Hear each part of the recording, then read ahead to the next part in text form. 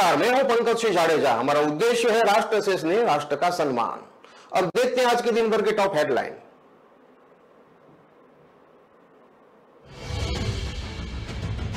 मुरादाबाद में छात्रा से रेप के आरोपी सिपाही पर एफआईआर। पीड़िता ने कहा था इंसाफ नहीं मिला तो कर लूंगी आत्महत्या। शादी का झांसा देकर बनाए थे संबंध।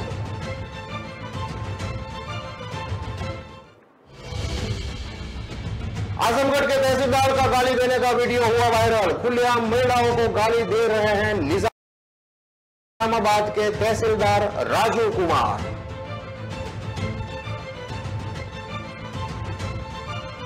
एटाबाद में नदी में कूदी किशोरी का नहीं चला पता। पूरी रात पीएसी फ्लड यूनिट ने चलाया सर्च ऑपरेशन। बड़ी बहन से बोली थी पता नहीं मैं कहां हूं। अब देखते हैं खबरें विस्तार से। मुरादाबाद में बीटीसी की छात्रा से रेप के आरोपी पुलिस कांस्टेबल शहबाज मलिक के खिलाफ पुलिस ने एफआईआर दर्ज कर ली है। शहबाज मलिक अमेठी में तैनात है। पीड़िता ठाकुर द्वारा थाना क्षेत्र के एक गांव की रहने वाली है। आरोपी सिपाही भी इसी गांव का रहने वाला है और पीड़िता की सहेली का चचेरा भाई भी है। छात्रा का आरोप है कि शादी का झांसा देकर शहबाज मलिक ने उसे शारीरिक संबंध बनाए थे। इसके बाद लगातार वो उसका शारीरिक शोषण करता रहा था।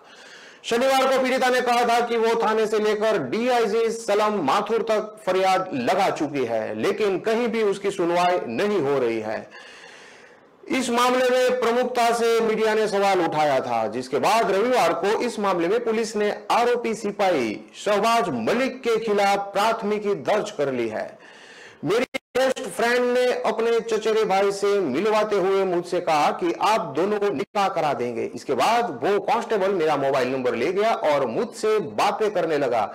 फिर करीब 1 साल पहले जब वो छुट्टी पर घर आया तो मेरी सहेली मुझे अपने घर ले गए। वहां उसका कांस्टेबल भाई पहले से मौजूद था। सहेली ने मुझे उसके कमरे में भेजकर बाहर से दरवाजा बंद कर दिया। मैंने बहुत कोशिश की लेकिन उसने गेट नहीं खोला। इसके बाद कांस्टेबल ने मेरी मर्जी के खिलाफ मेरे साथ रेप किया। मैं रोने लगी तो बोला रो मत, मैं तुमसे निकाह कर लूंगा। पीड़िता का कहना है कि आरोपी सिपाही उसका 1 साल तक शारीरिक शोषण करता रहा। हर बार उसे शादी कर लेने का आश्वासन देता था, लेकिन कुछ वक्त पहले उसने फोन करना बंद कर दिया। अब शादी करने की बात से वो मुकर गया है। एसपी ग्रामीण संदीप कुमार मीणा ने बताया कि इस मामले में आरोपी सिपाही शहबाज मलिक के खिलाफ एफआईआर दर्ज कर ली है। पुलिस ने मामले की विवेचना शुरू कर दी है। जांच में जो भी तथ्य सामने आएंगे उनके अनुरूप कार्रवाई की जाएगी।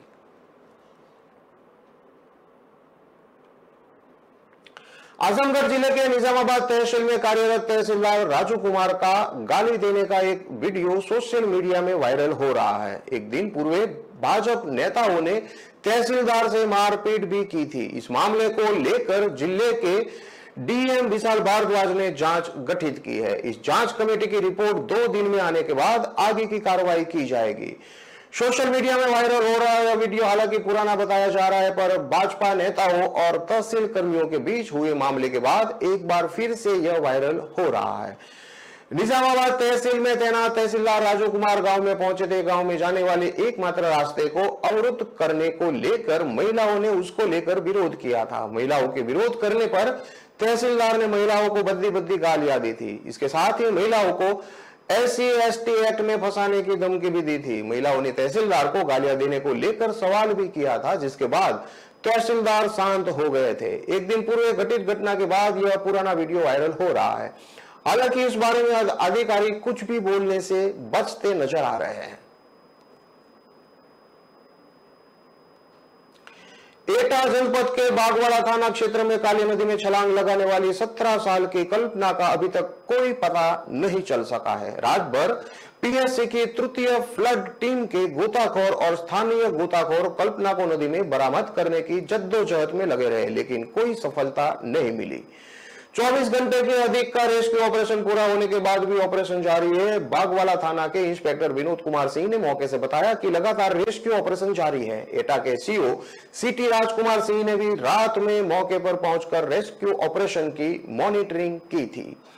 17 साल की कल्पना की मां संतोष ने रोते हुए बताया कि हमें नहीं मालूम कि बेटी ने क्यों काली नदी में छलांग लगा दी। कल सुबह बेटी ने बेसन चावल बनाए थे, कह रही थी कि पापा को ये बहुत पसंद है। उसके बाद बोली कि ताई जी बुला रही है। ताई के घर पर तेल भी थी।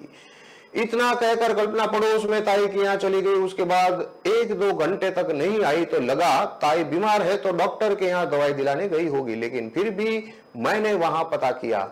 वहां बताया गया कि कल्पना वहां पहुंची ही नहीं। मां संतोष के मुताबिक मेरी बड़ी बेटी बिट्टा का दिल्ली से कल्पना के पास फोन गया कि मम्मी से बात करवा दो, तो कल्पना ने बड़ी बेटी को बताया कि हमें नहीं पता कि हम कहां हैं और मम्मी कहां है। संतोष बताती है कि बड़ी बेटी ने पड़ोस में फोन कर मुझसे बात की तो बताया कि कल्पना कह रही है कि हमें नहीं पता कि हम कहां हैं। इसके बाद मुझे चिंता हुई तो कल्पना के पापा को खबर की और फिर हम लोग ने बेटी को ढूंढना शुरू किया। सब जगह ढूंढा पर कहीं नहीं मिली। गांव वाले भी ढूंढने लगे। बाद में पता चला कि कल्पना ने काली नदी में छलांग लगा दी है। मुझे कुछ नहीं पता कि बेटी ने ऐसा क्यों किया। कल्पना के पड़ोस में रहने वाले रघुराज बताते हैं कि सुबह करीब 9 बजे कल्पना अपने घर में ये कहकर गई थी कि परिवार के ही ताऊ के घर जा रही है। ताऊ के घर में अनिल नाम के लड़के की मौत हो गई थी, जिसकी कल 13वीं थी। परिवार की बात थी, इसलिए 1-2 घंटे तक किसी ने गौर नहीं किया। इस बीच कल्पना की बड़ी बहन बिट्टी की कॉल घर पर आई तो शक हुआ और उन्होंने कल्पना को ढूंढना शुरू किया। रघुराज ने बताया कि कल्पना के पिता रामवीर दिल्ली में प्राइवेट कंपनी में गार्ड की नौकरी करते हैं। कोरोना के दौरान लॉकडाउन में नौकरी छूट गई तो गांव आ गए। गांव में 4-5 बीघा खेती है, जिससे घर का गुजारा होता है। कल्पना 5 भाई बहन में से है। सबसे बड़ा भाई प्रमोद दिल्ली में प्राइवेट कंपनी में गैस सप्लाई का काम करता है। उससे छोटा अवधेश और उससे छोटा विजय दिल्ली में ही प्राइवेट कंपनी में नौकरी करते हैं। कल्पना घर में सबसे छोटी थी।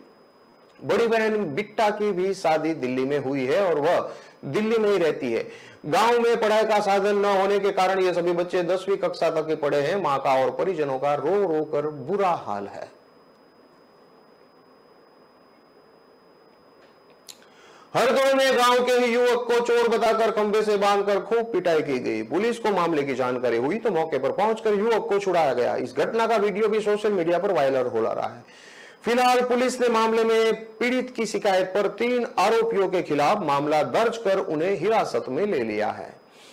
बताया जा रहा है कि संडीला कोतवाली क्षेत्र के गांव महसोना के कैलाश मौर्य रात में खाना खाने के बाद गांव में ही घूम रहे थे। गांव के ही कुछ लोग ने उन्हें चोर समझ लिया और पीटने लगे। यही नहीं, वह चिल्लाते रहे लेकिन कोई उनकी बात सुनने को तैयार नहीं हुए। उनके घर में खंभे से बांधकर पीटना शुरू कर दिया गया। रात भर उन्हें बंधक बनाए रखा। मौके पर पहुंची पुलिस ने पीड़ित को दबंगों से छुड़ाया। कोतवाल दिलेश सिंह ने बताया कि पीड़ित कैलाश मौर्य की ओर से गांव के ही राम सिंह, सर्वेश कुमार और कल्लू गद्दी के विरुद्ध मारपीट की शिकायत की गई है, जिसमें पुलिस ने एफआईआर दर्ज कर तीनों आरोपियों को हिरासत में ले लिया है। युवक का प्राथमिक उपचार कराने के बाद घर भेज दिया गया है। बताया जा रहा है कि कैलाश से आरोपियों का पहले से ही मनमुटाव चल रहा था, जिसके चलते उसे सबक सिखाने के उद्देश्य से आरोपियों ने कैलाश को बच्चा चोर बताकर पीटना शुरू कर दिया। फिलहाल मामले की जांच उप निरीक्षक प्रमोद कुमार दुबे को सौंपी गई है। एसपी हरदोई राजेश द्विवेदी ने बताया कि प्रेम प्रसंग के चलते युवक घर में घुसा था, जिसके बाद परिवार वालों ने पकड़कर उसकी पिटाई कर दी। पुलिस के संज्ञान में मामला आने के बाद 3 लोगों के खिलाफ मामला दर्ज कर लिया गया है। खुर्जा जंक्शन क्षेत्र के एक गांव निवासी छात्रा की फोटो एडिट कर उसे अश्लील बनाकर सोशल मीडिया पर डाल दिया गया। पीड़ित परिवार की तरफ से 3 आरोपियों के खिलाफ रिपोर्ट दर्ज कराई गई है। पुलिस ने रिपोर्ट दर्ज कर जांच शुरू कर दी है। खुर्जा जंक्शन चौकी क्षेत्र के एक गांव निवासी कक्षा 8 की छात्रा का फोटो कुछ दिन पूर्व गांव के निवासी ही युवकों ने सोशल मीडिया पर एडिट कर वायरल कर दी थी। आरोप है कि उक्त युवकों ने छात्रा के फोटो को एडिट कर उसे अश्लील बना दिया। इस घटना के बाद से परिवार मानसिक तनाव में है। पुत्री के फोटो सोशल मीडिया पर वायरल होने से परिवार की सामाजिक प्रतिष्ठा भी धूमिल हुई है। मामले में साइबर सेल को भी तहरीर दी गई थी कि पुत्री के साथ कोई भी अप्रिय घटना घटित हो सकती है। आरोप है कि गांव के निवासी युवक लगातार परिवार को धमकी दे रहे हैं। रविवार को पीड़ित परिवार की तहरीर पर चौकी पुलिस ने आरोपी राजीव, सचिन समेत तीसरे अज्ञात के खिलाफ आईटी एक्ट की धाराओं में रिपोर्ट दर्ज कर जांच शुरू कर दी है। चौकी पुलिस ने आरोपियों की जल्द गिरफ्तारी की बात कही है। रिपोर्ट दर्ज होने के बाद से सभी आरोपी गांव से फरार हो गए हैं। खबरों में लेते हैं अब एक छोटा सा विराम।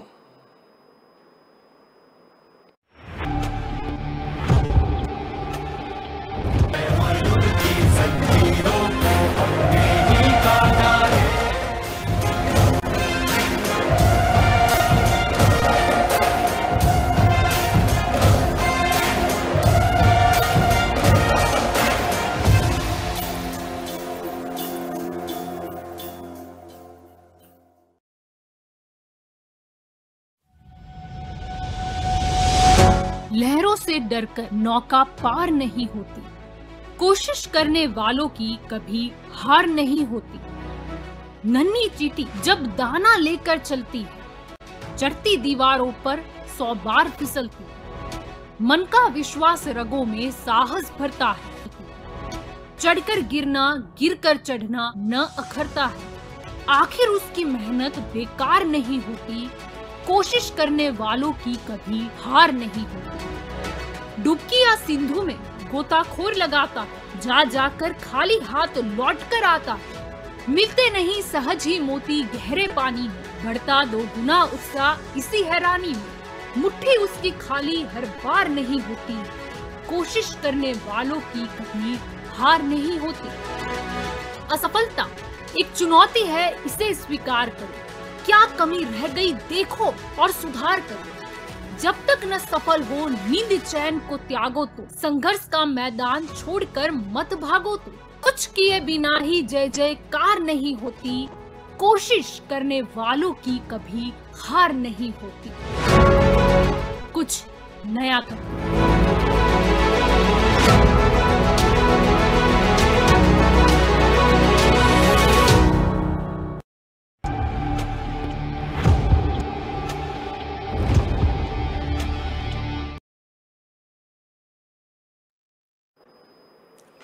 विराम के बाद एक बार फिर से आपका स्वागत है। अब देखते हैं आगे की और खबरें। ललितपुर में भीषण सड़क हादसा हो गया है। हादसे में चालक के समेत 4 लोगों की मौत हो गई है, जबकि 10 लोग घायल हो गए हैं। ट्रैक्टर ट्रॉली में 25 लोग बैठे थे।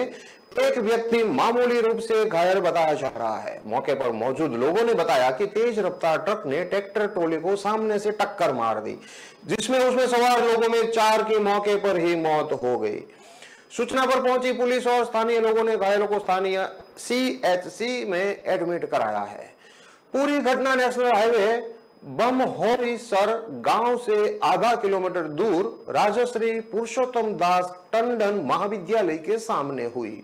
मौके पर मौजूद लोगों ने बताया कि बमहोरी गांव से निकलकर ट्रैक्टर करीब आधा किलोमीटर दूर ही आया होगा, तभी सामने से आ रहा ट्रक अचानक से अपनी लेन छोड़कर ट्रैक्टर में घुस गया, जिससे इतना भयानक हादसा हुआ। बताया जा रहा है कि ट्रक ने इतनी जोर से टक्कर मारी कि ट्रैक्टर और ट्रॉली अलग हो गई। ट्रैक्टर के परखच्चे उड़ गए, जबकि ट्रॉली में बैठे लोग सीधे रोड पर आ गए। इनमें से 4 की मौके पर ही मौत हो गई, जबकि किसी के सिर में तो किसी के चेहरे, पैर और हाथ में चोट लगी है, जिन्हें आनन फानन में CHC में भर्ती कराया गया है। एक्सीडेंट का शिकार हुए सभी लोग बमहोरीसर गांव के लोग ही हैं। मृतक पन्नालाल के भाई अशोक ने बताया कि तालबेहट के एक किसान ने अपने खेत में काम करने के लिए मजदूरों को बुलाया था, जिन्हें लेने के लिए ट्रैक्टर आया था। सभी सुबह सुबह तैयार होकर गांव से निकले थे। आधा किलोमीटर दूर जाते ही ये हादसा हो गया। मृतक निरपत के भाई आसाराम ने बताया कि ट्रैक्टर चालक निरपत भी गांव का ही रहने वाला था। वह बीते 3-4 दिनों से इन्हें लेकर आता जाता था। तालबेहट के महाराज जी के यहाँ खेतों में काम करने जा रहे थे। इन्हें सिर्फ 250 रुपये मजदूरी मिलती है। सूचना मिलते ही प्रभारी निरीक्षक विनोद कुमार मिश्र मौके पर पहुंचे। उन्होंने बताया कि हादसे में 4 लोगों की मौत हुई है, वहीं 10 घायल हुए हैं। घायलों को एम्बुलेंस की मदद से झांसी मेडिकल कॉलेज रेफर किया गया है। उन्होंने बताया कि ट्रक झांसी से ललितपुर जा रहा था। तालबेहट से ललितपुर लगभग 45 किलोमीटर दूर रह जाता है। बताया जा रहा है कि ट्रक चालक और क्लीनर फरार हो गए हैं। फिलहाल मौके पर डीएम और एसपी पहुंच गए हैं। क्षतिग्रस्त ट्रैक्टर को सड़क किनारे लगाकर यातायात चालू किया गया है। मौके पर पहुंचे डीएम आलोक सिंह ने बताया कि सभी पीड़ितों को जल्द से जल्द सहायता राशि प्रदान की जाएगी। सभी घायलों का समुचित इलाज किया जाएगा और किसी भी तरह की कोई परेशानी नहीं होने दी जाएगी। उन्होंने बताया कि सीएमओ खुद एम्बुलेंस लेकर मौके पर पहुंची और सभी को सीएचसी लेकर आए हैं।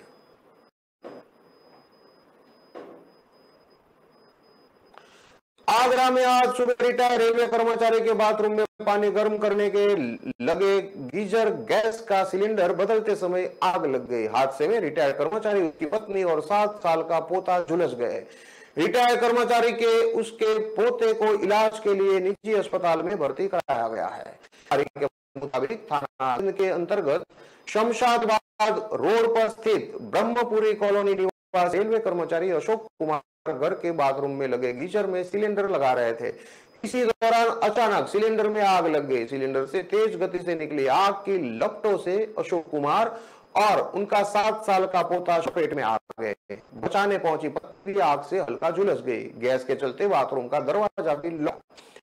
शोर सुनकर आसपास के लोग पहुंच गए और उन्होंने बल प्रयोग कर दरवाजे को खोला। पानी और मिट्टी डालकर आग पर काबू पाया। इसके बाद तीनों को अस्पताल ले जाया गया। हादसे में घायल तीनों को तत्काल एम्बुलेंस की मदद से नजदीकी निजी अस्पताल में भेजा गया। यहां प्राथमिक उपचार के बाद पत्नी को घर भेज दिया गया, जबकि अशोक कुमार और उनके पौत्र श्याम को भर्ती किया गया है। दोनों की हालत खतरे से बाहर बताई जा रही है। गीजर और एसी रिपेयरिंग का शोरूम चलाने वाले अमन ने बताया कि गैस गीजर का इस्तेमाल करते समय सावधानी रखनी जरूरी होती है। कोशिश करना चाहिए कि गीजर को बाथरूम के बाहर खुली जगह फिट किया जाए। बाथरूम के अंदर लगाने पर यह जरूरी है कि बाथरूम में हवा आने जाने का पर्याप्त इंतजाम हो। नहाने जाने से पहले गीजर का इस्तेमाल करके बंद करना चाहिए। ज्यादा पानी गर्म करने के दौरान गीजर को 3 से 4 मिनट इस्तेमाल के बाद कुछ देर के लिए बंद करना चाहिए। गैस लीक होने पर चपेट में आए व्यक्ति को पानी नहीं पिलाना चाहिए और तत्काल अस्पताल ले जाना चाहिए। समय समय पर गीजर की सर्विसिंग का ध्यान रखना जरूरी है। आगरा में अधिवक्ताओं ने रविवार को मानव श्रृंखला बनाकर प्रदर्शन किया। अधिवक्ताओं ने कहा कि 26 सितंबर 2001 को अधिवक्ताओं पर हुई लाठीचार्ज के दोषी अधिकारियों को दंडित किया जाए। आगरा में हाईकोर्ट बेंच स्थापित की जाए। पहले आगरा में हाईकोर्ट रहा है, लेकिन स्वतंत्रता संग्राम के चलते आगरा के इलाहाबाद स्थानित कर दिया गया था। कल यानी सोमवार को अधिवक्ता काला दिवस मनाएंगे। जनमंच के अध्यक्ष चौधरी अजय सिंह एडवोकेट ने बताया कि आगरा में हाईकोर्ट खंडपीठ स्थापना की मांग कई दशक से चल रही है। अधिवक्ताओं ने आगरा से दिल्ली तक पैदल मार्च भी किया था। कई बार संसद भवन और ताजमहल पर भी प्रदर्शन किया। अधिवक्ता 6 महीने तक न्यायिक कार्य से विरक्त भी रहे। 2001 में आंदोलनरत अधिवक्ताओं पर पुलिस प्रशासन ने सिविल कोर्ट परिसर आगरा के अंदर घुसकर लाठीचार्ज किया था। करीब 200 अधिवक्ता घायल हुए थे। घटना की जांच के लिए जस्टिस गिरधारलाल मालवीय आयोग का गठन किया गया था। आयोग की रिपोर्ट आने के बाद भी न्याय नहीं मिला। प्रदर्शन के दौरान पुलिस बल तैनात रहा। अधिवक्ताओं ने पुलिस प्रशासन मुर्दाबाद के नारे लगाए। अधिवक्ता जितेंद्र चौहान, आगरा एडवोकेट एसोसिएशन के अध्यक्ष दिलीप फौजदार, एडवोकेट महासचिव Phool Singh Chauhan, Greater Agra Bar Association के पूर्व वरिष्ठ उपाध्यक्ष कमल सिंह वर्मा, गिरीश पाठक, पवन कुमार गुप्ता, बाबा दीवान सिंह, आर के नीलम, सतीश कुमार शाक्य साथ बहुत सारे लोग यहां उपस्थित रहे।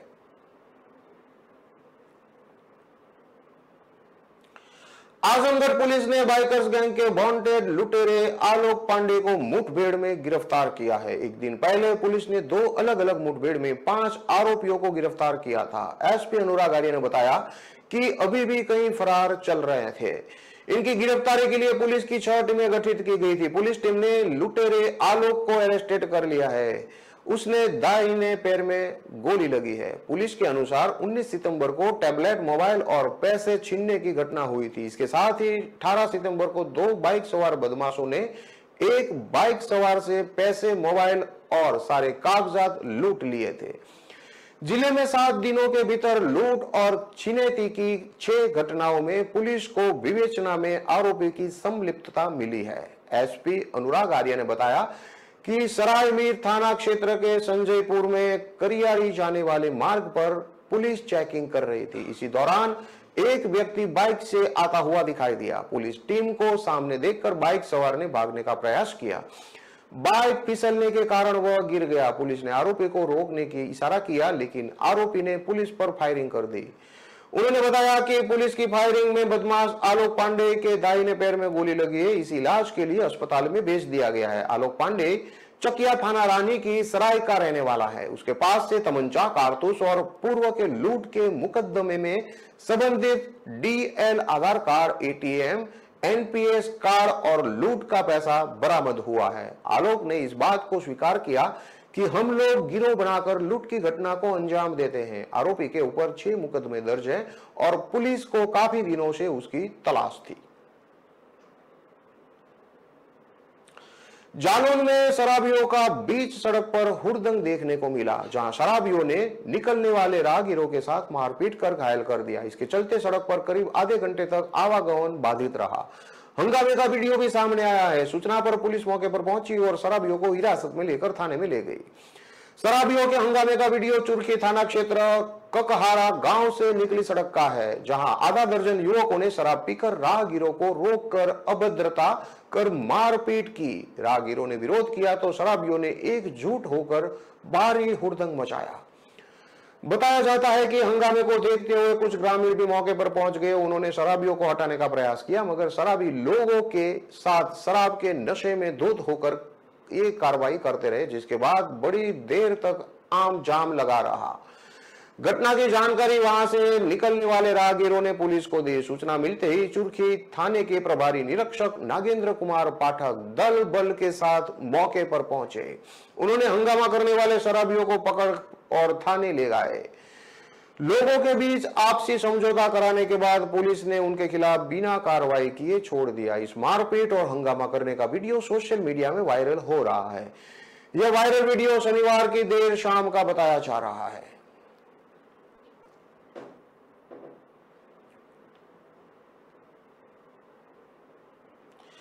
इन सभी खबरों को विस्तार से पढ़ने के लिए आप हमारे वेबसाइट का भी प्रयोग कर सकते हैं। हमारा वेब का पता है www.kalamkartavya.com। हमारी कलम ही हमारा कर्तव्य है के उद्देश्य के साथ खबरों को आप राष्ट्र प्रथम के साथ देखते रहिए। नमस्कार।